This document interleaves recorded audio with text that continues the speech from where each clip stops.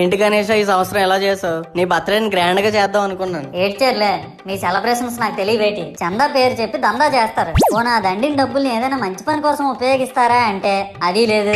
పైగా నా విగ్రహాన్ని కొనడానికి పెళ్లి సంబంధాల్లో పిల్లని చూడడానికి వెళ్ళినట్టు పొలోమను 10 మంది వెళ్తారు. అందులో ఒకడికి ఆ బొమ్మ నచ్చిందని, ఇంకోటికి ఈ బొమ్మ నచ్చిందని. నా కర్మ ఏంటంటే అక్కడ ఉన్నవన్నీ నా బొమ్మలే. మళ్ళీ తీరా 10 మందికి ఒక బొమ్మ నచ్చాక అమ్మేటోడు అలుసుగా తీసుకొని 10,000 15,000 అని బాంబు పేలుస్తాడు. ఎందుకురా బాబు ఇంత రేట్ అంటే కలకత్తా నుంచి తెప్పించామంటాడు. నాకు అర్థం కానిది ఏంటంటే ఎక్కడైతే నేను కలకత్తా నుంచి అయితే నాకన్నా మొనగాడు వస్తాడా, అక్కడ కూడా నేనే కదా.